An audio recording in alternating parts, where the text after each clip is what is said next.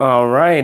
Good morning to those of you on the East Coast. Good morning also to those of you on the West Coast. I'm your host, Brandon Troy, host and co-creator of Movers and Shakers Unlimited. Thanks so much for joining us wherever you're watching from, whatever part of the world you are enjoying the show from. Thanks for joining us. As you will know, this weekend we had Comic-Con at home happening for the second year in a row. And in lieu of that, just as I did last year, to kind of commemorate, those relationships, those friendships that you spawn or develop over the course of your time at Comic-Con, and let's face it, at any con that you frequent, I figured I had come up with this special edition show known as Sdcc Peeps to kind of commemorate those folks that I'm fortunate enough to call friends and consider con fam, so to speak. That I spent time with over the course of that week in Southern California. So with that being said, without further ado, I'm going to hop into introducing the guests that we have for this episode, Ep.7. First up, they have been on the show before, so making a return. They provide their talents not just here with Movers and Shakers Unlimited, but also with friends of Comic-Con. I'd like to welcome back. Oh, and also with the series that we have with The Expanse, our analysis and breakdown. So it's my pleasure to welcome back Michael Pia. Let me bring him on. Hey, hold on one second. Hey, Michael, what's going on, man? I've got a countdown. Good morning, everybody. Good morning. Good morning. All right. And next up, also my pleasure to welcome back. He provides his talents with his outlet, Englishman in San Diego, along with Con Collective that he does with a lot of the content that he provides. As I said, he has been here on the show, so it is my pleasure to welcome back from across the pond, Leonard Sultana. Let me bring him on. One sec. Here we go. Hello, sir. How are you? I'm fine, I thank am you. great. Yes. I am going to be presenting like this for the duration of this. No, I'm not. Perfect. No. My man. How the devil are you, Ronan? I am terrific. I'm terrific. Excellent. All right. So, gentlemen, first and foremost, what I've been doing with each of these episodes is, I guess, to start just to do a quick check-in. So, how have you guys been? I mean, it's been an 18 months, hasn't it? So, with either of you, whoever like to start. Oh God, yeah. Just where the hell do you start? Right. Okay, I'll dive in. Yeah. I mean, obviously, when lockdown kicked in, it's pretty much happened immediately for myself because I work as a DJ, I did work as a DJ to pay the bills, and literally the announcement was made at something like 5 o'clock in the afternoon, and then the country here just went into lockdown. And I'm certain, likewise in the US, it was just such an immediate thing. But it's been 18 months. We're starting to see some kind of light at the end of the tunnel.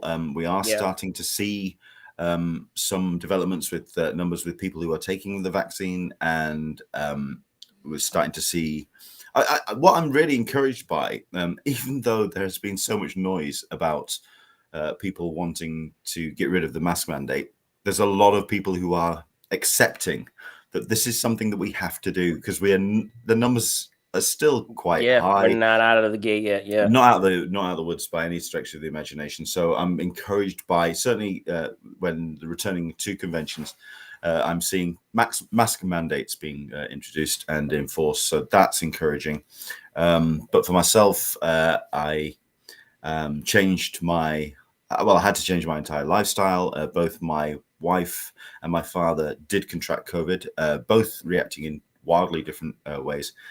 My father went intubating, hospitals, the whole 9 yards, and got very, very close. It was a horrible situation for about a month and a half.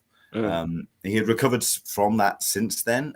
He's been encouraged to take food supplements to build up his strength again. Yeah. And he's now back up to some kind of full speed, but he's on a lot of pills to maintain that. So he went all that direction around the same time. And this is all sort of like April, May last year. And then my wife, Caroline, asymptomatic, so no symptoms to show during that time, but she was tested positive for COVID. Since then, she's had muscle degradation. She's got low energy, muscle fatigue. She's had to quit her job because she wasn't able to maintain the job. So I've seen in this house the two wildly different the ends of the spectrum when it comes to how COVID hits. So I don't disrespect this virus in any way stretch of the imagination. To that regard, then, I accepted virtual conventions. I accepted what conventions wanted to do, and I'm certainly going to get into that conversation as the show progresses. For sure. But certainly for myself, I mean, the DJing looked like that wasn't going to return in any way. Either I recognized. So I started work in a warehouse, which was still considered a vital part of the infrastructure of the UK. Yeah. And put in a lot of effort. It's a very manual job to the point. Exercise. Who knew? I lost a lot of weight. So I'm half the man that I used to be. Thank goodness. So if anything, it's been a different approach to Sdcc Fit. I mean, definitely. I'm looking at the effort it takes to do Comic-Con next year for 2022. Hey, you'll be ahead of the game, right? Ahead of the game. So a lot of change, but I think that's been for everybody. I can hardly say that I am a unique case in that regard. So, for sure. But as for conventions, my first one back is Thought Bubble here in the UK in November, possibly. We've got one in October called Meanwhile, which I've been invited to, but I'm seeing how the numbers go first. Okay. All right. Sounds good. Mike? Wow. Okay. Last year was a very, very, very, very, very bad year for me. Okay? I know a lot was going. Yeah. I cannot tell you all the bad things that happened last year, but let me give. I'm not going to hit all the highlights, but we had a death in the family. We had my basement flooded. I had to have surgery, and well, actually, we had two deaths in the family. One from COVID, one not from COVID. It was an incredibly trying bad. I'm going to say bad because there's another word I want to use, and I think we're not supposed to use those words. Okay. Yes, please do not demonetize me. Okay, I'm not going to do that. But seriously, I know where you're going. Other than to say it was truly a fracking year last year. Okay. Yes. Extraordinarily fracking. This year is interesting because I had scheduled, and I think I talked to you guys about this. Yeah. I was scheduled to go to Nevada. I was supposed to go to Vegas next month for the 55-year extravaganza for Star Trek. 55 years, dear God in heaven. Jeepers, creepers, 55 years. And it was probably going to be the last year we're going to see, the remaining original cast, because these guys are in their late 80s and 90 years old. Okay, so this is probably going to be pretty much it. And unfortunately, the numbers in Nevada are really just going up. And so I had to cancel that trip. The only thing I'm planning for now, my first trip is probably Dragon Con in September. New York Comic Con, I'm hoping to do New York. And hopefully Fan Expo Denver. Okay. In October, San Diego, hopefully in November, and then World Science Fiction Convention in December. Oh, wow. But this is all, these numbers aren't looking good. And they're talking about booster shots and stuff. So, who knows what's going to happen anymore? Because remember last year, we had no clue. All of a sudden, the world shut down. And, some of us thought we could go to New York Comic Con later in the year. Wow, we found out that wasn't going to be the case. So, who knows what's going to happen this year? The vaccines are there. The unfortunate part, and I'll say this, I don't think this is a political or anything. I think that there's the sheer lack of understanding that people who refusing to get the vaccine, I've heard some of them interviewed, and honestly, I just am amazed how some people can actually get up in the morning, put their clothes on and tie their shoes, or put their shoes on, and and actually talk to other people and actually leave the house, because the sheer lack of understanding is appalling. It's honestly appalling. And I hope we can do better, because all right, let me just say this. There's always been a thought that if we had to fight against aliens, that we'd come together as a species and we would rise above, right? Well, what have we proven? What have we proven this year? Oh my God, these guys, they don't even have to defeat us. They just have to show up and say, hey, you just do this, and oh no, it's like, oh my God, we're lost. Oh yeah. They show. We've already lost that battle. They show up in orbit and say, "Well, we've already got." My thought. Yeah, they show up in orbit. just give up the ghost. We've lost that battle. That war we've already lost. So with that being said, guys, on that note, to start us off, you guys actually skipped ahead, which is fine. In talking about that was basically would have been my sequel. The question that I always have been referencing this weekend as the sequel question of, what was your first Comic-Con? But, in the case of how things have been going recently, what has been your first live con back? So, it's great to, hear, some of those shows that you guys mentioned.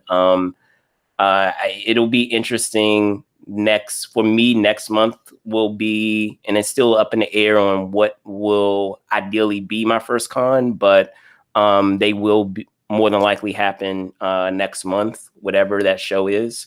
And in speaking with others, what's been really fascinating and talking with one of the folks yesterday with these episodes is talking about how folks are, or I should say, what the dynamic was with attendees or just anyone that was attending, where now, I guess with some shows, there's a sense of relaxation or comfort, even though, in terms of what we have in the outside world is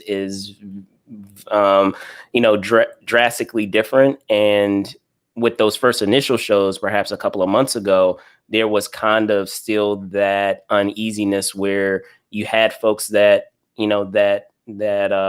were vaccinated. And I mean, I don't know what the status is with anyone who was going to those shows that had, had live editions, but there was a sense from hearing from those folks that went to those live shows in the last month and a half or so that have opened, that you could get a sense that people were kind of uneasy. Like, should I shake your hand? Should I elbow bump you? Like, is it okay for me to do that? Like, I'm okay, but I'm going to put on a mask because I want to be able to, respect just that idea that, I value not only my safety, but your safety too. So there was a lot of that. And in speaking with my guest yesterday with Emily, she was commenting on how it's been interesting that it's been slightly different, where I guess now that we're further in and there has been a little bit of light at the end of the tunnel, as you said, Leonard, that it's starting, like the mentality is a little more lax now. And that part of it has been fascinating. And now that things are starting to rev back up, are we going to see that go back to what because it was with her again, in talking about that prior show. Is that going to change and go back to that feeling or behavior that we were seeing before, as shows were just starting to open? So that part of it has been really, fascinating. And in talking about this year's show, it's funny, this time last year we were all talking about okay, well, yeah, we didn't have it, a live show this year. See you guys next year. And here we are. So, with that being said, of having a virtual show, yet again, and now for all intents and purposes being on the last day of this virtual show, at least for, I guess you can say, part one of what they're doing in 2021, because as we know, which I'll get into afterwards, is as one friend, affectionately called it, TurkeyCon, #TurkeyCon. What have you had a chance to check out, and perhaps you haven't had a chance to check out, some of the programming that they've had virtually this year for either of you? Well, for myself, I mean, I've been following along with Comic-Con at home. I've been seeing what they've been getting up to. I personally was impressed with their programming in the regard of how diverse it was. Really going into some real kind of like deep dive fandoms. It was, I mean, you always hear that criticism that Comic-Con's gone too mainstream, and maybe they should just cut the headliners out, and this is it. This is what it looks like. This is what you get. This is what you have. And you have a convention where it's real deep dive into literature, into gaming, into television and film, and stuff that wouldn't normally see a bigger as an audience as it could have done. So those that have come along to Comic-Con, not necessarily as a fad, but certainly have been riding the coattails of all of that, the mainstream hype, the stories that you would see in Deadline or in Hollywood Reporter or Entertainment Weekly. Those that have seen those and go, oh, that looks interesting, I'll go there. Those aren't here this time. It's more of a rarefied convention, and I have enjoyed the content that they've put out. It's been challenging. I mean, it's certainly it's those the panels that you get to go and see and you discover as you wander around the panel rooms. Right. That's what this is. This is what we've been seeing, and in that regard, when you kind of accidentally come across those panels, I will accidentally come across the rest of those panels after the fact. This hasn't been a convention I would have been following religiously as the panels have dropped. If they'd have done something like DC Fandom, where it was literally a limited window and this is your weekend, this is when you get to see these panels and you can't see them beyond that weekend, when it's a little bit more of an immediacy, that it is very much like a live con. You see this once, this is it. It's your chance. That would have possibly really tested the waters, but they are panels that are going up on YouTube. The hardcore fandom can watch them live as they drop, which is great because that really gets them involved and gets them invested in the panels. If you look at the hashtag right now, it's all about Doctor Who. A couple of hours time, that panel's going to drop, and the Doctor Who fan base are going hell for leather as per usual, and they're ready and waiting for this panel. For myself, I'm okay with watching that. Maybe tomorrow evening, I'll sit down after I've finished work and I will plonk myself down and I'll watch a bunch of Comic-Con at home panels. This is not going to be a con for this weekend. It's for the weeks to come, days and weeks to come.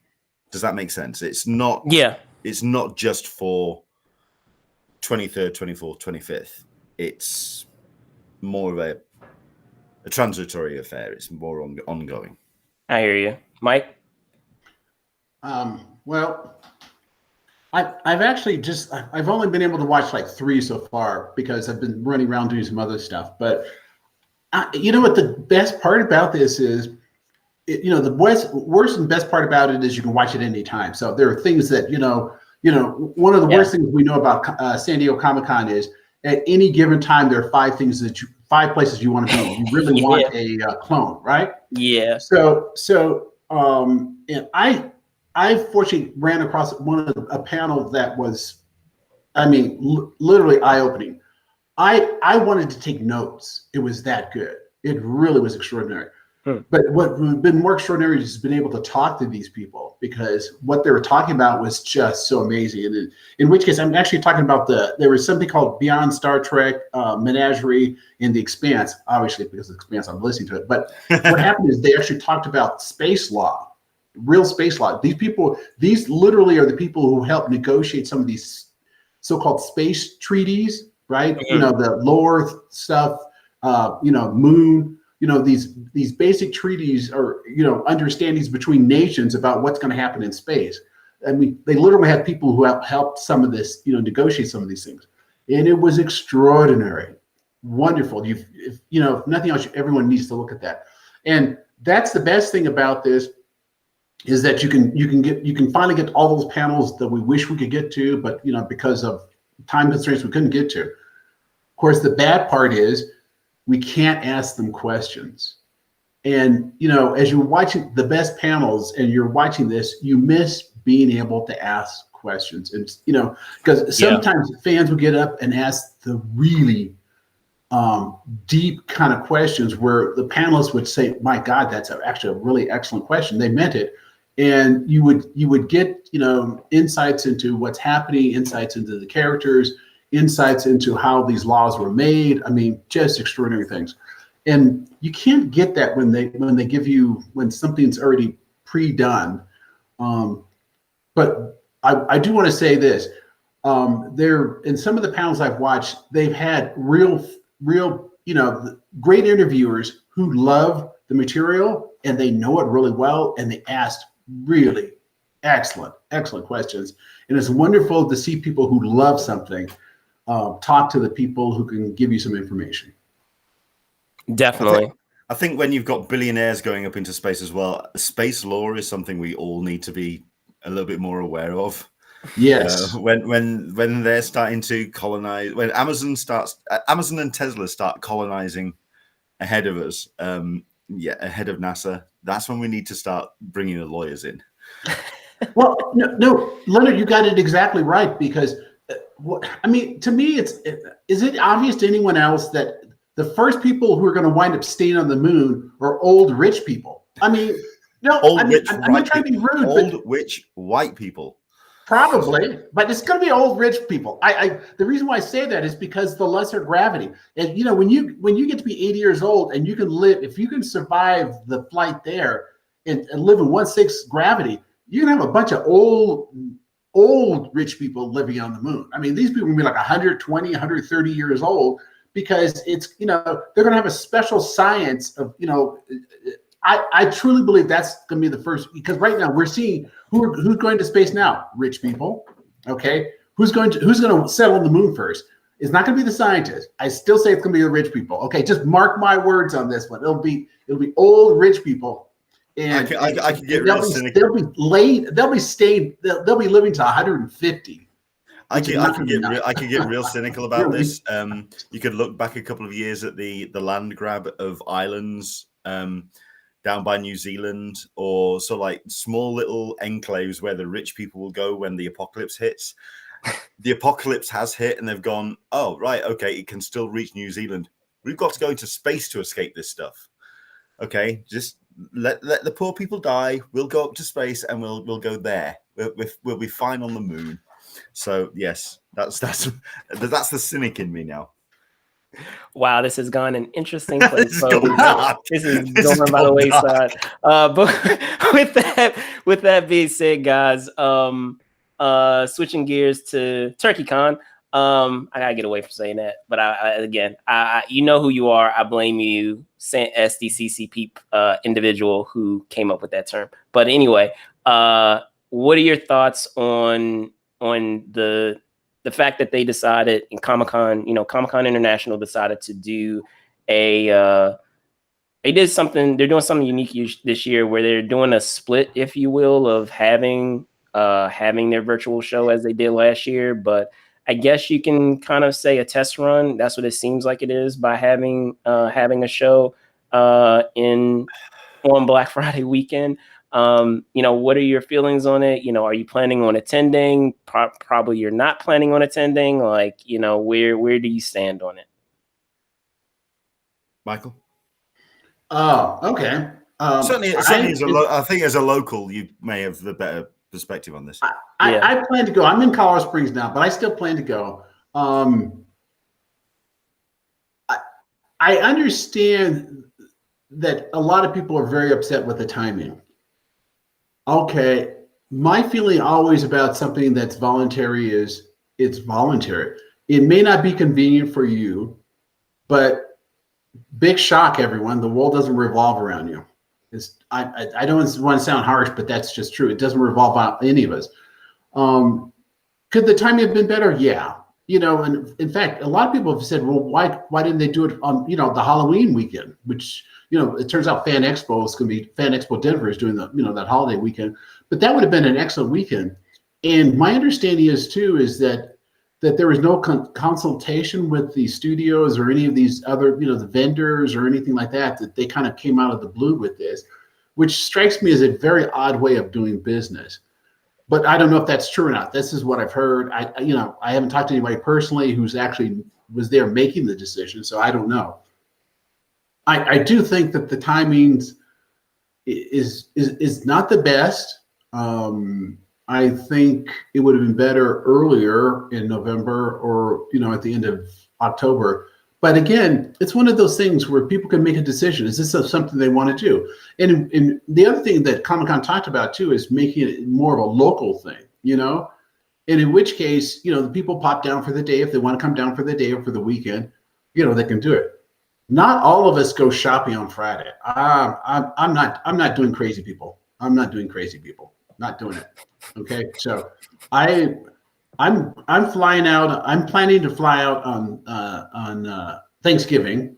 Everybody tells me I'm crazy for doing that. Good luck with that. Yeah. Hey, join the club, right? I'm hoping. Leonard, I think a lot of the English people are. I mean, a lot of your crews is planning to come over, aren't they? I don't know about a lot, but there's certainly a few that's making plans to come over. Certainly from the UK attendees group for San Diego Comic-Con. I think purely because they're missing it. There's a serious amount of FOMO going on, and I think the timing, because the one thing we've learned over the last 18 months is that we can't plan ahead. You can set something up and you can set some kind of framework up, but things change. Yeah, literally on a week-to-week basis. It is so transitory. When San Diego Comic-Con planned this, the special edition that's taking place in November, I think it was a case of, for myself personally, I think it's them just wanting to keep a presence in San Diego, and a real world one, because at the end of the day, right now, and what they've had over the last 18 months, the only presence that they've had showing that they exist in San Diego is the shrine, which means there's none of the income coming in, there's none of that interaction and the lifeblood and the symbiosity between San Diego and San Diego Comic-Con. This is a way for them to get the banners up and remind people that this is an event taking place in San Diego for real. And it will be nearly 21 months down the line. That's a long time for people to just not have that thing there, which previously they may have relied on, but just which gives us an identity to an entire city for a week. So for myself, I think it's been arranged by Comic-Con International. I think there's also been a little bit of pressure from the mayor's office. I think from the hotels, just for God's sake, remind people that this thing still goes on, please. Because, last year it was a case of, okay, let's see what happens in 2021 and how pandemic has affected, we will see how it affects has affected fandom and Comic-Con. Next year is going to be an unbelievable test, because we've had 2 years, and especially with this year where we have not had some of the major studios show up for Comic-Con at home. What kind of how it's going to come back? Because we were talking about this last year. We could be seeing a real decline in tangible fandom. It's going to be such a test, and that's why I think they had to do this thing in November, just to keep some of that attention and some of that grip, some of that. Maybe a good word is to stop the fandom, the hemorrhaging of fandom. There you go. Yeah, I go along that. But I guess one thing that has been with what you guys have been saying is it brings to mind of something that I had brought up prior, and what you're saying, Leonard, it reminds me of it again, and it makes me want to double down on that theory. And of course, I have no proof of this. This is just me speculating, but the idea that the timing of having it on the weekend that it will be on is in some way not just to make it, more of a localized show, but for other reasons, to, as I said, to have it as a test run for, what they're going to have to do on a larger scale come 2022, because we'll probably have to deal with more things that are going on that we're not even foreseeing now. With everything that's everything that we're dealing with variants and things of that nature. So it may be a whole other ball game come next year. So with that in mind, just as, both of you were saying how, there's been this withdrawal of not being able to have this show around and to look forward to this show in its live capacity, that had it been placed on any other weekend, it probably would have been pretty chaotic because of folks that have been kept away from the show for so long and are so anticipating being able to return, that everyone would have come, and in some way, like, you still have to, as I said, in doing that test run, it's easier to do it on a smaller scale before you're ready to do it on a full scale. But yeah, go ahead, Leonard. So creating a natural cap, as it were. Or I was just saying, knowing that by having it at that time, that it would automatically have some folks prioritize the holiday over the event. Because I feel like if you put it on Halloween, then in the same way that we have 140,000 people descend on San Diego, if you try to put it on that weekend, even despite the fact that it would have been, they would have perhaps tried to do fewer days like they're doing now with Friday to Sunday, that we would have had 140,000 people still attempt to go, regardless of all the circumstances that we have, happening out in the world. So in order to kind of, without directly, doing that, by having it at that time and knowing that that's a time that many would not attend or some would not attend, there still provides enough breathing room to be able to figure out how you're going to execute the show under these new circumstances. And as you're able to execute those things under these circumstances in a smaller capacity, then you can start thinking about, okay, now that we did this with 40,000 people, and again, I don't know the exact number, I'm just spitballing a number out there, but now that we're doing this with 40,000 people, and now that we know like what we're going to do, in the space itself, what we're going to provide in the spaces, like what rules and regulations we're going to have for all of our attendees, how that's going to affect, exiting and entering, with the badges and using, that check-in of what they have. What is it with the I'm brain farting on the electronic system that they have there to exit RFID. And enter. Yeah, RFID. Thank you. So like with that, like how is that going to implement that? How is it going to implement all the other facets with everyone else that we have there, and making it safe for anyone that is in our handicap community that may also be immune deficient, like so many different variables and factors of how you're going to execute that. And it's going to be hard. It would be hard to do that in any circumstance, but especially under the normal circumstances that we would have at Comic-Con. So by making it smaller, it allows them the space to be able to figure it out before they decide to go full scale again. So my theory. First up, I'll certainly say very much like the standard Comic-Con and standard Comic-Cons for years gone by, we'll never know how many people attended this thing. They'll never share that number. They're never going to let us know. Yeah. Well, I think the big thing, and the one of the things you talked about is, regardless of how many badges they sell, there are going to be a huge number of people who are going to send on the city anyway. And that's the difference between New York and San Diego.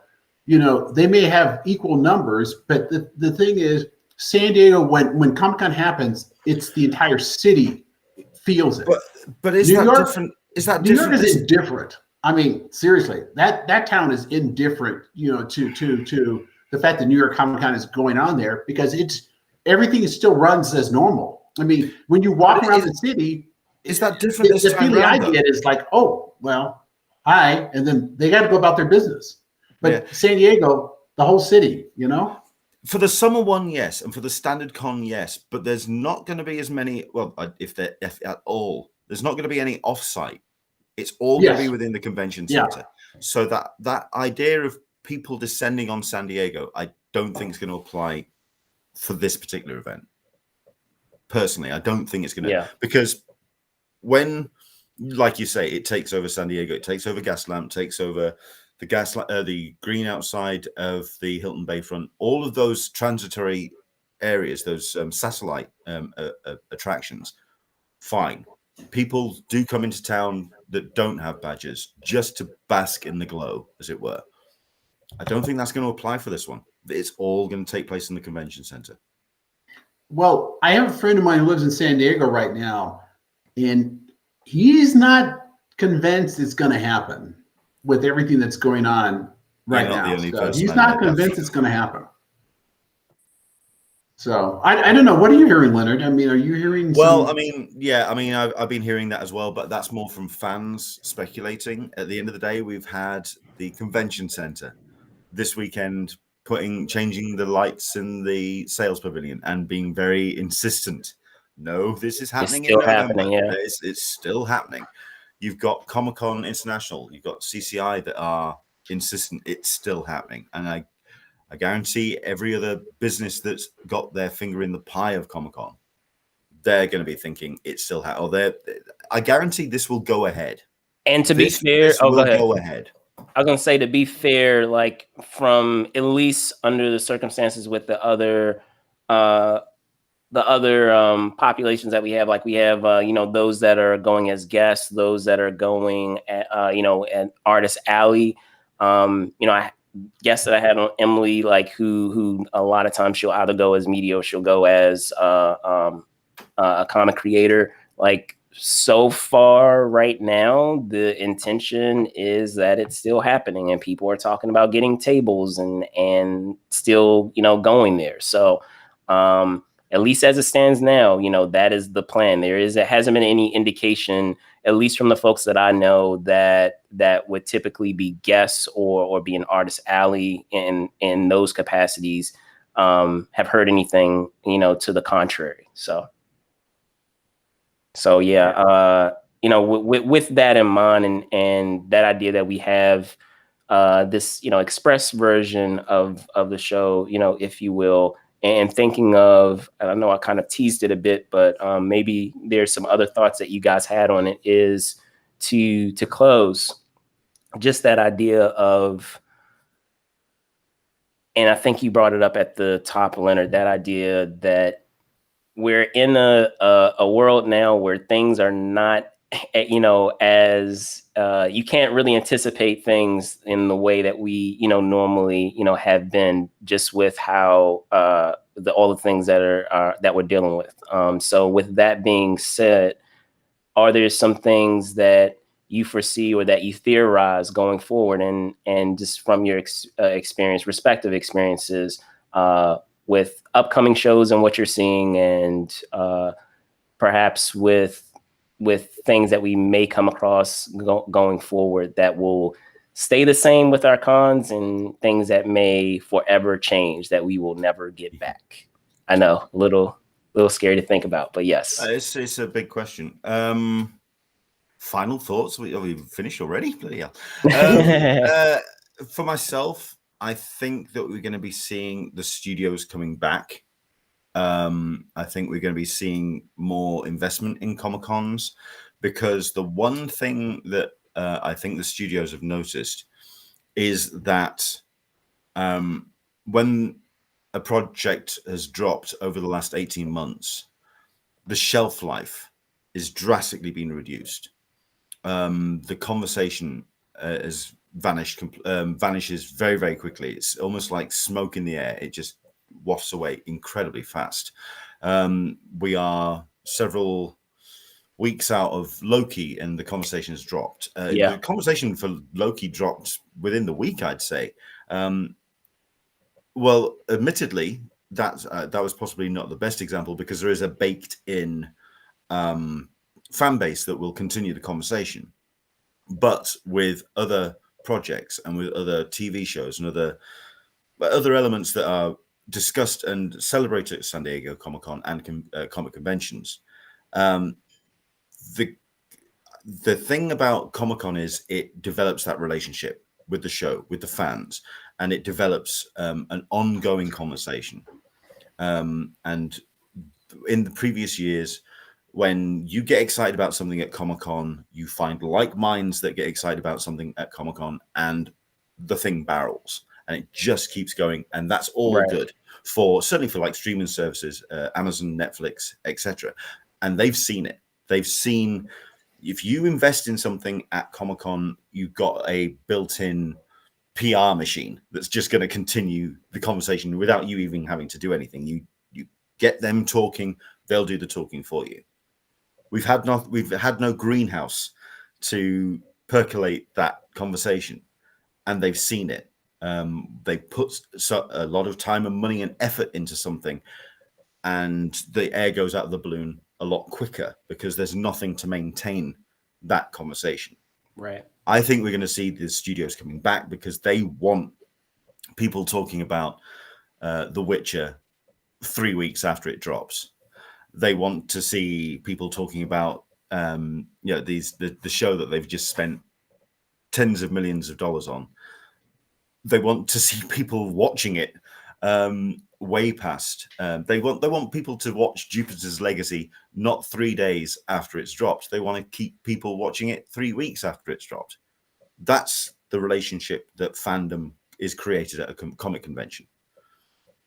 That's why I think they're going to come back, and I think they're going to come back strong. Gotcha, Mike. Well, Leonard, I totally agree with you. It's that's a rarity. We're always arguing online. I've actually been looking around at some of the other cons that are coming up. Especially something like the more ones that are more profit oriented, such as creation entertainment. Those things are still going big. When I chat with people at coffee shops, in fact, I actually was chatting with somebody at a local coffee shop, and she didn't realize some of these things were happening, and she was absolutely interested. We need to have them come back.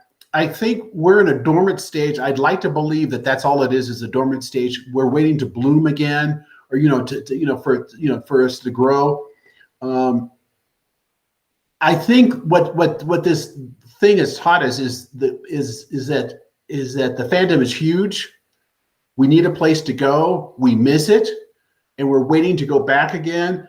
And I think that this, I think it's a good idea for us maybe to crawl again before we start walking, or maybe walk a little before we start running again. And I see this year as a way of us understanding what we need to do in the future.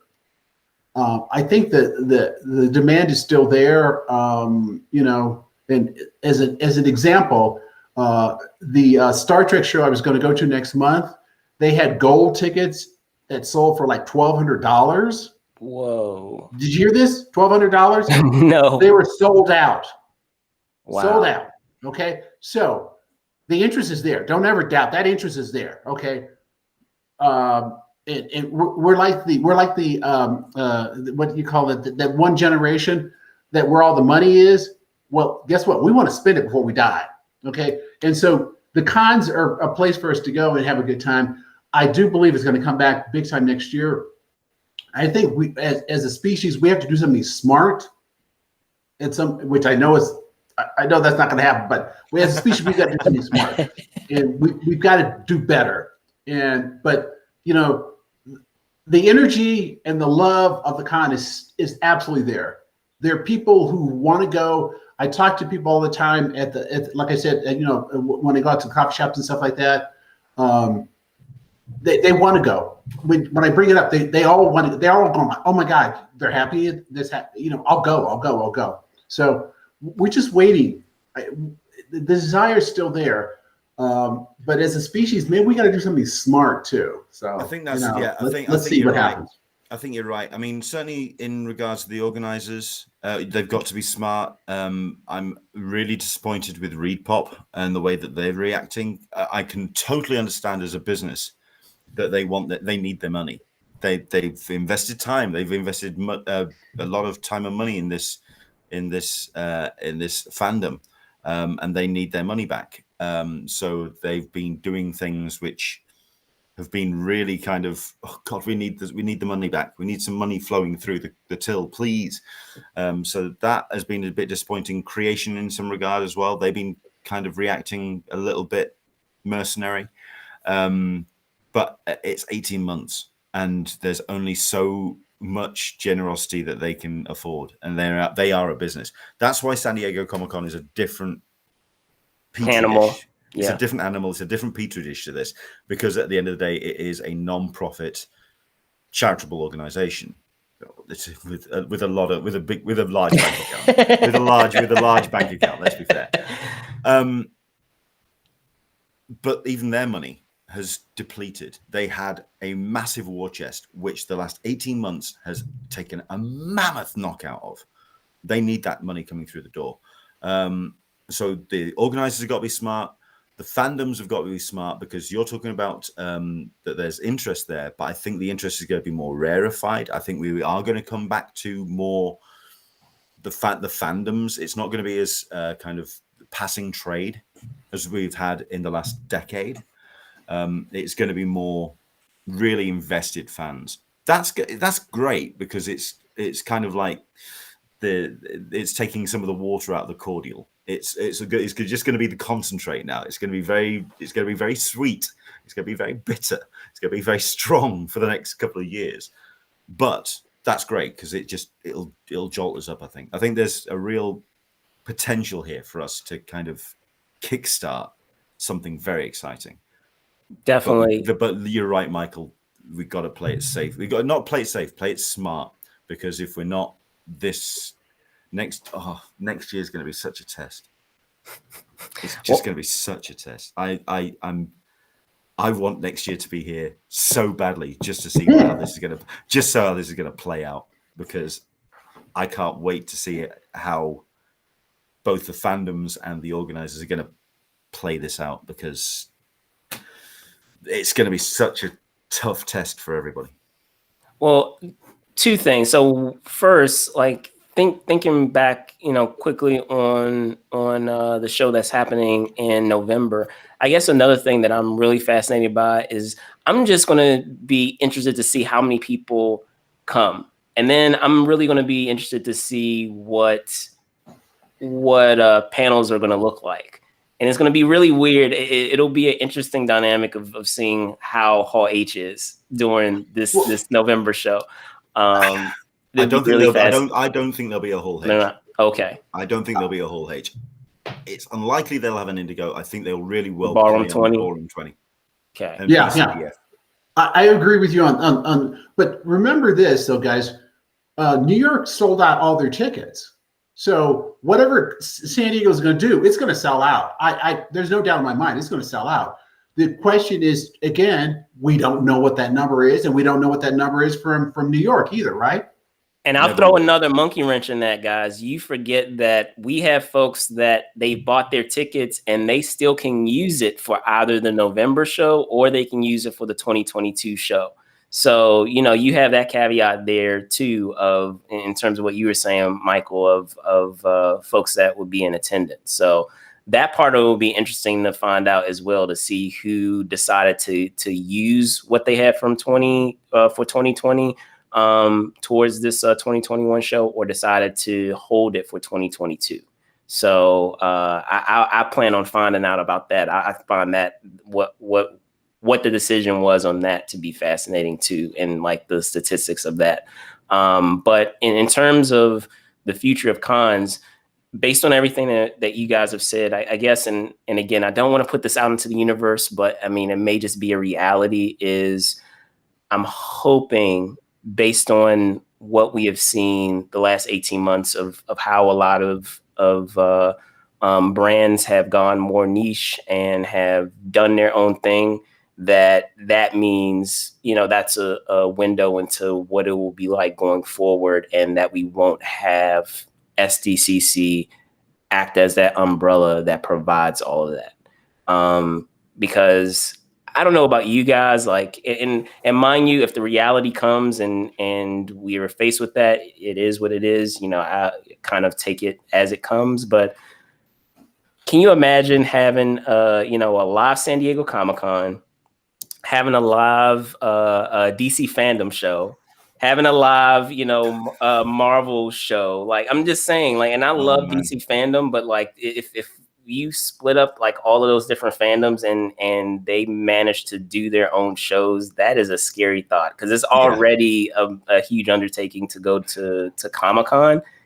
To imagine that you have all those other shows too. The possibility. Please don't happen. I'm really curious to see how DC fandom's going to play out this year. I've made my feelings very plain on this one about DC fandom, that I don't like the idea of just a rolling VT clip coming off a DC server for 24 hours, and that's a convention. What the hell is that all about? There's no relationship with the fans. There's no to and fro. And to be fair, like, I enjoyed DC fandom over what we saw. Well, it's pretty. Saw over in terms of how it was formatted and what they did with it, the effort that was being made there. But still, like, the possibility of having more shows, more niche shows pop up, that's a scary reality. But hey, might be our reality. Right. Real quick, who owns DC now? I can't keep up with it. Who owns DC now? AT&T. Yeah. Oh, well, all right. Just the sad part about this is when they keep changing this management so often, and it doesn't. They don't have a vision, so it's who knows what they're going to do. Well, wait, guys. I was going to say Discovery. Now that you said that, because I remember you have. I mean, this is what I'm saying. It's like, I mean, I actually follow that kind of stuff because I actually like to know who owns what. I have no clue right now, and I'm hearing stuff, some other interviews that are being done about, in fact, one of the panels I listened to, they were talking about how, they were going to do a film, and then all of a sudden new management came in, or somebody bought it, and then they're not doing it anymore. I mean, I have no faith in them doing it right. At least with San Diego. San Diego has some consistency going on with them, and they could just fall into what was done before. But jeepers creepers, whenever they keep changing management, and you have these, and I'll say this very nicely, these idiots who know nothing about the creative process, you put them in charge, you put bean counters in charge. Look what a mess they made of Disney before we actually got creative people in charge again. And look what Disney's done. We may not always agree with it, but dear God in heaven, look at that cinematic universe that we have. I mean, just the sheer brilliance of it. I mean, when it's done right, and you let the people who know what's going on run it, it becomes something extraordinary, something we could have never imagined before. In-game, we never imagined something like in-game before. Those of us who grew up during the 60s, I'm dating myself, this is like nirvana for us. We never believed stuff like this would happen. We never believed the visual effects that we have now.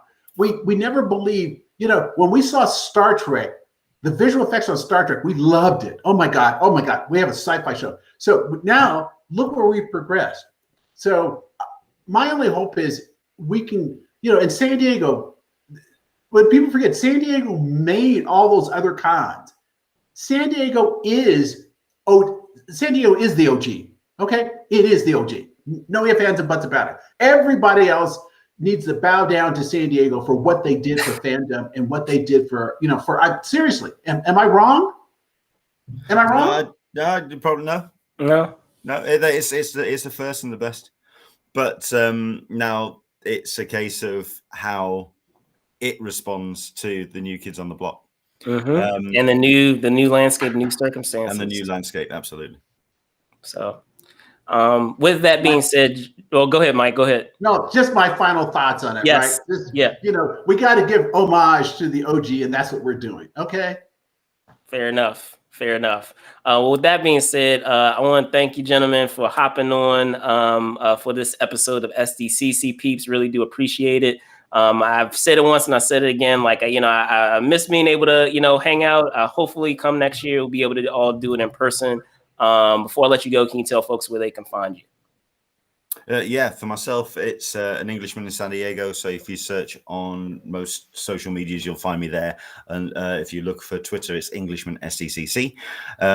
I've kind of translated that to the news site, which I run, or I should say own, because it's Dan Berry that runs it now. Let's be brutally honest about this now, which is the Convention Collective.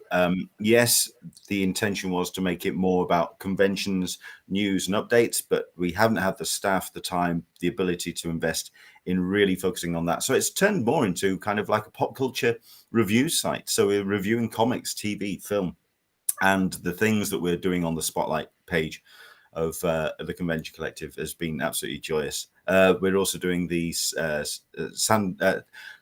Sandbox Spotlight, which is our own little virtual artist alley, which is well worth checking out, especially for those artists that you would be seeing at conventions. We're giving them the chance to shine on a post of their own. We post that every Monday. And I am going to do my best to return to some kind of live stream, but when that's going to be is entirely down to any work that I have going on in the real world. I enjoyed being a DJ. It gave me time to do stuff. Now I don't, but I'm working on it. But no, Englishman in San Diego. You can find me wherever you look. Awesomeness, Mike. Okay, you can. I'm a writer over at Friends of Comic-Con, and so in the forum over there, and everybody, all the fans need to go over and take a look there, because there's something for everyone over there. And at Mickle P on Twitter, and I'm on Facebook, and of course on Facebook I'm a part of every space that's out there. So, that's me. Cool. And we will be making a return. I will help Mike out. We will be making a return with our breakdown of The Expanse as well. So be on the lookout for that, that he will be a part of. With that being said, guys, I'm your host, Brandon Choi, host and co-creator of Movers and Shakers Unlimited. You can find me at Brandon Choi UNT, which you see down below, on Twitter, Brandon Choi _ UNT on Instagram. And of course, you can also find me at Move and Shake UNLTD for those of you that check us out on Twitter for Movers and Shakers Unlimited, and Movers and Shakers Unlimited as well for Instagram. Thanks so much for watching, guys. Be safe out there, and I'll see you soon. Bye. Take care, everyone. Adios. Bye-bye.